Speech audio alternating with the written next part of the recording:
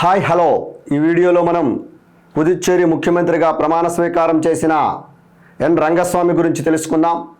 ఎన్ రంగస్వామి ముఖ్యమంత్రిగా ఎన్నోసారి ప్రమాణ స్వీకారం చేశారు, మొట్టమొదటిసారిగా ముఖ్యమంత్రిగా ఏ సంవత్సరంలో బాధ్యతలు చేపట్టారు, మొదటిసారి ముఖ్యమంత్రిగా బాధ్యతలు చేపట్టినప్పుడు ఏ రాజకీయ పార్టీలో ఉండేవారు, తర్వాత ఆయన రాజకీయ పార్టీని స్థాపించడం జరిగింది, ఆయన స్థాపించినటువంటి రాజకీయ పార్టీ ఏంటి, ఏ సంవత్సరంలో స్థాపించారు, ఇటీవల జరిగిన ఎన్నికలలో ఏ నియోజకవర్గాల నుంచి పోటీ చేసి గెలుపొందారు, ముఖ్యమంత్రిగా రంగస్వామిచే ప్రమాణ స్వీకారం చేయించినటువంటి వ్యక్తి ఎవరు, ఢిల్లీ పుదుచ్చేరి కేంద్రపాలిత ప్రాంతాల ముఖ్యమంత్రులను ఎవరు నియామకం చేస్తారు, ఇలాంటి అంశాలను మనం ఈ వీడియోలో తెలుసుకుందాం. పుదుచ్చేరి ముఖ్యమంత్రిగా ఎన్ రంగస్వామి 2026వ సంవత్సరము మే 13వ తేదీన ప్రమాణ స్వీకారం చేశారు. 2026 మే 13వ తేదీన ఈయనచే ప్రమాణ స్వీకారం చేయించినటువంటి లెఫ్టినెంట్ గవర్నర్ ఎవరు అని అడిగితే కైలాసనాథ్ అండి ప్రమాణ స్వీకారం చేయించినటువంటి లెఫ్టినెంట్ గవర్నర్. మరి ఎన్ రంగస్వామి ఎన్నవసారి ముఖ్యమంత్రిగా ప్రమాణ స్వీకారం చేశారు అంటే 5వసారి ముఖ్యమంత్రిగా ప్రమాణ స్వీకారం చేయడం జరిగింది. మరి 2026వ సంవత్సరంలో జరిగినటువంటి ఎన్నికలలో 2 నియోజకవర్గాల నుంచి పోటీ చేసి గెలుపొందడం జరిగింది. తట్టాం చావడి మరియు మంగళం అనే 2 నియోజకవర్గాల నుంచి రంగస్వామి పోటీ చేసి గెలుపొందడం జరిగింది. పుదుచ్చేరి ముఖ్యమంత్రిగా నియామకం చేస్తూ రాష్ట్రపతి ద్రౌపది ముర్ము 2026 మే 9వ తేదీన ఉత్తర్వులు జారీ చేశారు. 2026 మే 9న సాధారణంగా కేంద్రపాలిత ప్రాంతాలైనటువంటి ఢిల్లీ పుదుచ్చేరి ముఖ్యమంత్రులను రాష్ట్రపతి నియామకం చేయడం అనేది జరుగుతుంది. జమ్మూ కాశ్మీర్ మినహాయింపండి. ఓకే, రాష్ట్రపతి ద్రౌపది ముర్ము మే 9న నియమిస్తూ ఉత్తర్వులు జారీ చేయడం జరిగింది. రాష్ట్రపతి ప్రతినిధిగా లెఫ్టినెంట్ గవర్నర్ కైలాసనాథ్ ప్రమాణ స్వీకారం చేయించడం జరిగింది ఎన్ రంగస్వామిచే. అయితే ముఖ్యమంత్రిగా ఎన్ రంగస్వామి మొట్టమొదటిసారిగా 2001వ సంవత్సరంలో ఫస్ట్ టైం సీఎంగా బాధ్యతలు స్వీకరించడం జరిగింది. 2001వ సంవత్సరంలో ఫస్ట్ టైం ముఖ్యమంత్రిగా బాధ్యతలు స్వీకరించడం జరిగింది. అయితే ఫస్ట్ టైం ముఖ్యమంత్రిగా ఉన్నప్పుడు కాంగ్రెస్ పార్టీ నుంచి ఈయన సీఎంగా ఎన్నిక కావడం జరిగింది. ఏ పార్టీ నుంచి అండి? కాంగ్రెస్ పార్టీ నుంచి ముఖ్యమంత్రిగా ఎన్నిక కావడం జరిగింది. తరువాత ఈయన స్థాపించినటువంటి రాజకీయ పార్టీ ఏంటి అంటే ఎన్ఆర్ కాంగ్రెస్ పార్టీని దాని పేరు మీద నేతిరాజు రంగస్వామి కాంగ్రెస్, ఎన్ఆర్ కాంగ్రెస్. ఓకేనండి.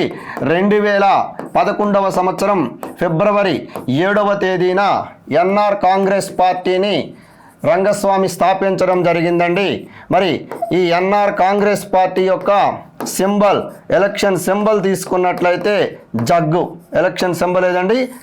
జగ్గు. మరి 2026వ సంవత్సరం ఏప్రిల్ 9వ తేదీన పుదుచ్చేరికి ఎన్నికలు జరగడం జరిగింది. ఏకకాలంలోనే, అంటే ఒకే దశలో. మన 4 రాష్ట్రాలు, ఒక కేంద్రపాలిత ప్రాంతానికి ఎన్నికలు జరిగినాయి. ఇందులో పుదుచ్చేరి, కేరళం, అస్సాంకి ఒకే దశలో 2026 ఏప్రిల్ 9వ తేదీన ఎన్నికలు జరగడం జరిగింది. అయితే ఇక్కడ పుదుచ్చేరి యొక్క అసెంబ్లీ స్థానాల గురించి మనం ఒక్కసారి పరిశీలించినట్లయితే చూడండి, ఇక్కడ పుదుచ్చేరి అసెంబ్లీ స్థానాలు ఏంటండి? 30 సీట్లండి. 30 సీట్లలో ఎన్డీఏ కూటమి ఎన్ని సీట్లు గెలుచుకుంది? ఎన్డీఏ కూటమిలో ప్రధాన భాగస్వామ్యంగా ఉన్నటువంటి ఎన్ఆర్ కాంగ్రెస్ ఎన్ని సీట్లు గెలుచుకుంది? అదే ఇండియా కూటమి ఎన్ని సీట్లు గెలుచుకుంది? అందులో కాంగ్రెస్ పార్టీ ఎన్ని సీట్లు గెలుచుకుంది అనేటటువంటి అంశాలు ఇక్కడ మనం చూద్దాం. పుదుచ్చేరి అసెంబ్లీ సీట్లు 30 అండి. ఇందులో ఎన్డీఏ కూటమి తీసుకుంటే ఎన్డీఏ కూటమిలో ప్రధానంగా ఎన్ఆర్ కాంగ్రెస్, నేతిరాజు రంగస్వామి కాంగ్రెస్ పార్టీ గెలుపొందినటువంటి సీట్లు ఎన్ని అంటే 12 సీట్లు అండి. భారతీయ జనతా పార్టీ గెలుపొందినటువంటి సీట్లు ఎన్ని అని అడిగితే, ఓకేనా, భారతీయ జనతా పార్టీ 4 సీట్లు గెలుపొందింది. అదేవిధంగా అన్నాడీఎంకే గెలుపొందినటువంటి సీట్లు ఎన్ని అంటే 1 సీట్ అండి. ఎల్జేకే గెలుపొందినటువంటి సీటు 1. టోటల్గా మొన్న ఎన్ఆర్ కాంగ్రెస్ నేతృత్వంలోని ఎన్డీఏ కూటమి గెలిచినటువంటి సీట్లు ఎన్ని అంటే 18 సీట్లు. ఎన్డీఏ కూటమి గెలిచిన సీట్లన్నీ 18. మరి ఇండియా కూటమి దీన్నే మనం ఎస్పీఏ అంటున్నారు, ఓకేనండి, సెక్యులర్ ప్రోగ్రెసివ్ అలయన్స్. ఎన్డీఏ కూటమి ఓవరాల్గా తీసుకుంటే 6 సీట్లు గెలుచుకుంది. ఇందులో డిఎంకే పార్టీ 5 సీట్లు గెలుచుకుందండి, ఓకేనండి. కాంగ్రెస్ పార్టీ తీసుకుంటే 1 సీటు గెలుచుకుంది. డిఎంకే 5 సీట్లు, కాంగ్రెస్ పార్టీ 1 సీటు, ఓకేనండి. ఓవరాల్గా మనం తీసుకుంటే 24 అయినాయి కదండి. అదర్స్ వచ్చేటప్పటికి మొత్తంగా 6. ఇందులో చూడండి, టీవీకే పార్టీ, ఓకేనండి, టీవీకే పార్టీ గెలిచినటువంటి సీట్లు 2, ఎన్ఎంకే పార్టీ 1 సీటు, ఓకేనండి. మరి స్వతంత్రులు వచ్చేటప్పటికి ఇండిపెండెంట్లు 3,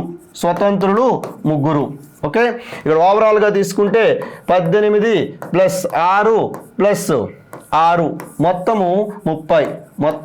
239A అధికరణ చూడండి, 239A అధికరణ ఏం చెప్తుంది అంటే, రాజ్యాంగంలోని 239A అధికరణ కేంద్రపాలిత ప్రాంతమైనటువంటి పుదుచ్చేరిలో శాసనసభ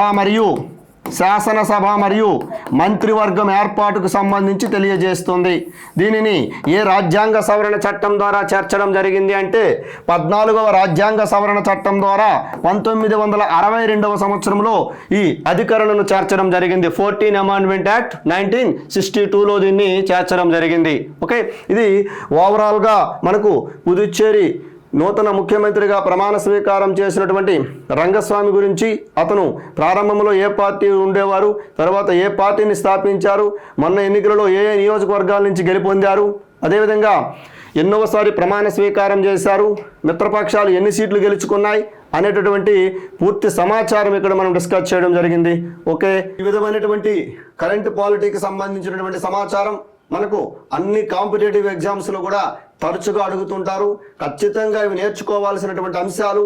మనం భారతదేశంలో జరిగినటువంటి రాజకీయ సంఘటనలు కానివ్వండి, ఎన్నికలకు సంబంధించిన ఫలితాలు కానివ్వండి, వార్తల్లోకి వచ్చినటువంటి ముఖ్యమైనటువంటి వ్యక్తులు కానివ్వండి, ఓకేనండి, వారు చేపట్టినటువంటి పదవులు, ఇలాంటి సమాచారాన్ని మనకి తరచుగా కాంపిటేటివ్ ఎగ్జామ్స్లో అడుగుతున్నాడు.